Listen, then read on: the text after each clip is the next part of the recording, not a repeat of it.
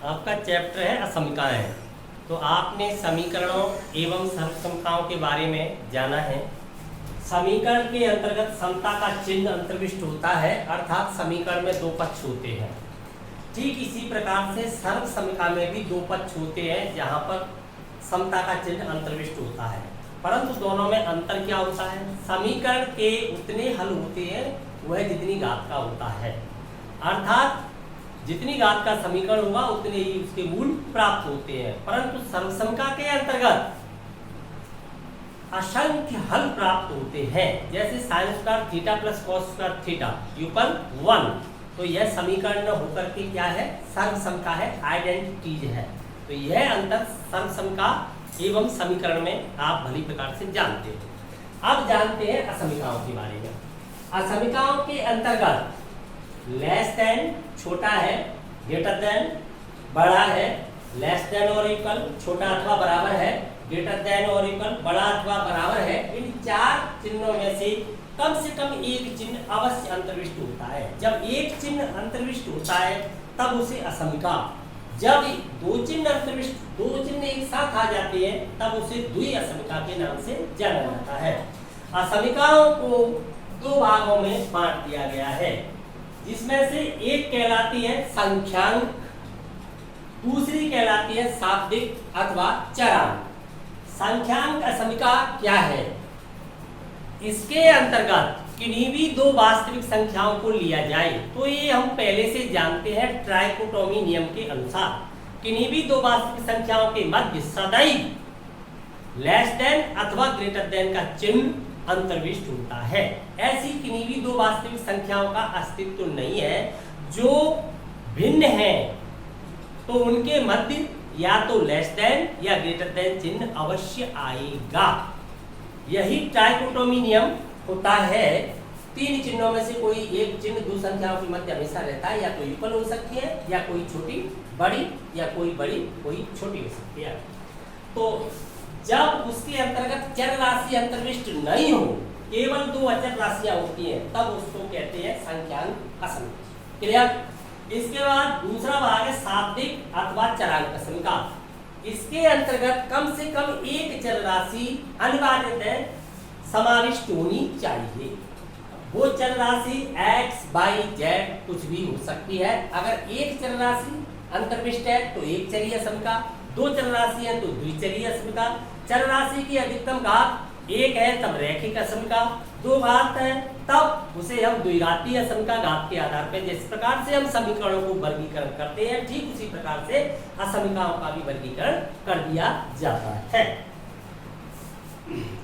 अब बात करते हैं असमिका के हल के बारे में। समीकरण जितनी घात का है उतने ही हल प्राप्त होते हैं, परंतु असमिका के असंख्य हल संभव है।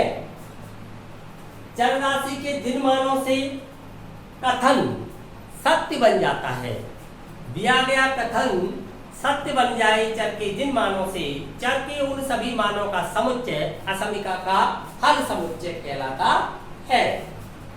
असमिका एवं समीकरण में क्या समानता है, क्या अंतर है, यह जानना बहुत ही महत्वपूर्ण है।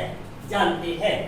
समानता, दोनों पक्षों में समान संख्या जोड़ी या घटाई जा सकती है। जिस प्रकार से समीकरण के दोनों पक्षों में हम समान वास्तविक संख्या जोड़ सकते या घटा सकते हैं, ठीक वही क्रिया असमिका में करने पर असमिका के चिन्ह पर कोई प्रभाव नहीं पड़ता। दोनों ओर समान अशून्य वास्तविक संख्या से गुणा या भाग किया जा सकता है। दोनों ओर समान अशून्य वास्तविक संख्या कैसी होनी चाहिए? वो धनात्मक होनी चाहिए। यदि वो संख्या ऋणात्मक है तो असमिका चिन्ह बदल लेती है। तो यहाँ पर ये ध्यान देंगे, दोनों ओर समान अशून्य कैसी संख्या होनी चाहिए? वो धनात्मक वास्तविक संख्या होनी चाहिए। अगर वो ऋणात्मक है तो नहीं किया जाएगा। धनात्मक वास्तविक संख्या से गुणा या भाग किया जा सकता है। अंतर क्या है दोनों में? ऋणात्मक संख्या से गुणा या भाग करने पर लेस देन ग्रेटर देन में, ग्रेटर देन लेस देन में परिवर्तित हो जाता है। सेकंड, वर्ग गुणन के अंतर्गत समीकरण में किसी भी गुणनफल को लेफ्ट या राइट में रख लिया जाता है, परंतु समीका के अंतर्गत ऐसा नहीं करना चाहिए। मुख्य विकर्ण के अनुदिश प्राप्त गुणनफल को सदैव बाएं पक्ष में लेफ्ट हैंड में रखना चाहिए। अगर आप राइट में रखोगे तो समीका का चिन्ह परिवर्तित हो जाएगा। मुख्य विकर्ण से क्या तात्पर्य है? अग्रज विकर्ण, आगे वाला विकर्ण लीडिंग डायगोनल कहलाता है। जिस प्रकार से आप समझे कि आगे वाला विकर्ण कौन सा होता है, आगे वाला विकर्ण ये होता है, पीछे वाला विकर्ण ये होता है। इस विकर्ण को पश्च विकर्ण कहते हैं। अग्र विकर्ण की बात कर रहा हूं मैं, ये है आपका मुख्य विकर्ण, ये होगा आपका मुख्य विकर्ण। समझ गए ना? मुख्य विकर्ण आपका कौन सा होता है? ये होता है आपका पश्च विकर्ण। क्लियर? तो इस प्रकार गुणा करोगे उससे कहाँ रखोगे? लेफ्ट में रखा जाता है, तो असमका के चिन्ह पर कोई प्रभाव नहीं पड़ता है। क्लियर? तीसरा समझिए, व्युत्क्रमानुपात लेने पर असमिका का चिन्ह बदल जाता है जबकि समीकरण पर कोई प्रभाव नहीं पड़ता है। a/b = x/y, तब आप b/a = y/x इक्वेशन के अंतर्गत कर सकते हो। और समीका के अंतर्गत व्युत्क्रमानुपात लोगे तब क्या हो जाएगा? लेस देन ग्रेटर देन में, ग्रेटर देन लेस देन में। ये बात समझ में आ गई होगी। मुख्य विकर्ण से मेरा क्या तात्पर्य है? मुख्य विकर्ण से तात्पर्य मेरा ये लीडिंग डायगोनल, ये आपका फर्स्ट, ये क्लियर? पूरी थ्योरी समझ में आ गई। आगे एक्सरसाइज प्ले कराएंगे तो और क्लियर हो जाएगी। कोई शक?